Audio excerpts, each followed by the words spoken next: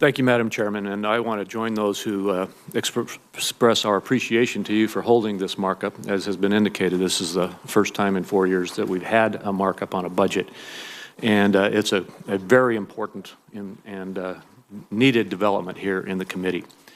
I also, however, join raising the concerns about the fact that we still do not have a president's budget. The president is absent in terms of proposing to this Congress a budget, and will submit one apparently after Congress has done its work on the budget.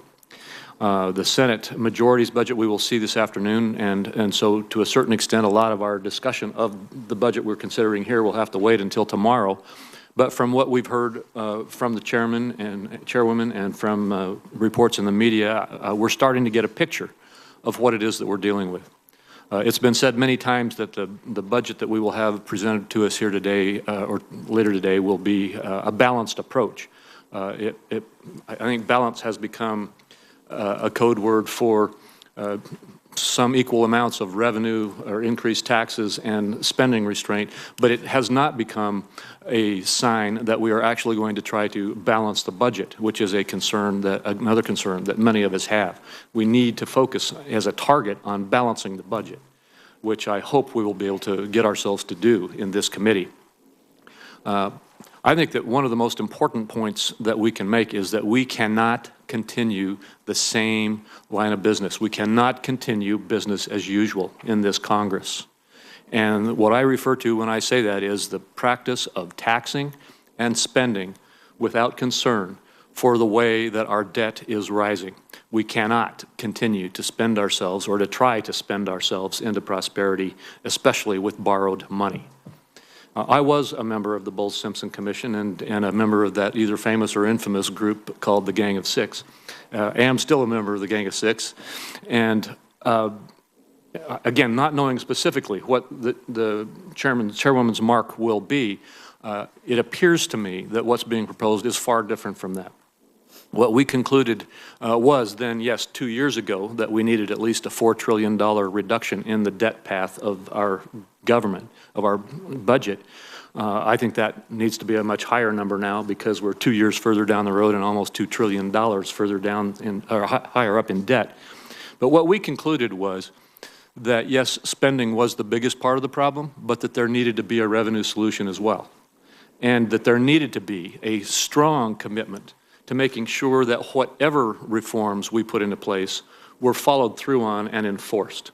Because as I will mention at the end of my remarks, Congress has almost a perfect record in breaking every budget that it passes and in breaking every deal that it makes in terms of trying to deal with fiscal policy. And if we don't address that question, which again I'm going to end up with, then the rest of the budgets really don't make a lot of difference. But what was it that the Bowles-Simpson Commission said really needed to be done? First of all, with regard to revenue, it was the conclusion of the Commission that our tax structure is probably one of the most fouled up tax structures we could come up with. Senator Wyden referenced this. If you wanted to try to create a tax code that was more unfair, more complex, more expensive to comply with, and more anti-competitive to U.S. business interests, you'd be hard-pressed to do it better than we've done it in this country with our tax code. And our conclusion was that, yes, the Commission was willing to adjust in such a way that we generated some increased revenue, but we were also focused on the fact that we would have a pro-growth element of our fiscal policy that would be represented by reforming this tax code and using the vast majority of the so-called tax expenditures that we would eliminate and adjust for rate reduction, as opposed to simply increased spending or to offset increased spending. I don't see that in what I understand to be coming from the budget. Secondly, entitlement reform was recognized to be a critical part. In fact, if you want to, the old saying is, why do they rob banks? Because that's where the money is. If you want to look at where the spending growth problems are in our budget, the majority of it lies in that part of the mandatory spending part of the budget. Again, we haven't seen the budget, but from what I understand, there may be $275 billion of adjustments in that arena, but for a $4 trillion, what should be a bigger plan, we need more. And we need to do it in a structural way that protects the benefits and sustains the programs. We had discretionary spending caps that actually put our discretionary budget on a pathway to control the spending. Again, I'm not sure, but it doesn't appear that we will see that here. And finally, let me end, like I said, with budget enforcement. I've been a part of developing a lot of budgets in this Congress. And what happens regularly is that Congress will adopt a budget, either a 5-year or a 10-year budget. There will be great proclamations about how the budget will reduce and control spending and will reduce the deficit. But all of the hard decisions are not in year 1, and often not in year 2. They're in year 3, 4, 5, and longer budgets 6, 7, 8, 9, and 10.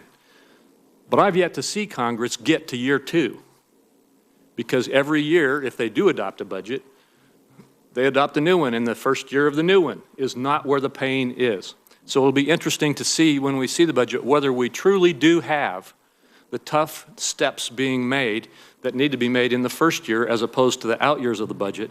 And secondly, if we ever do adopt a budget that will get us on a proper path, whether it be a 5-year or a 10-year budget, we need to add to that budget an enforcement mechanism that will assure that Congress sticks to that budget and gets to year 2, 3, 4, 5, and so forth.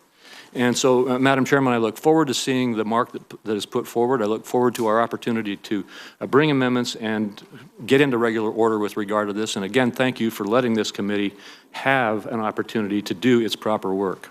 Thank you.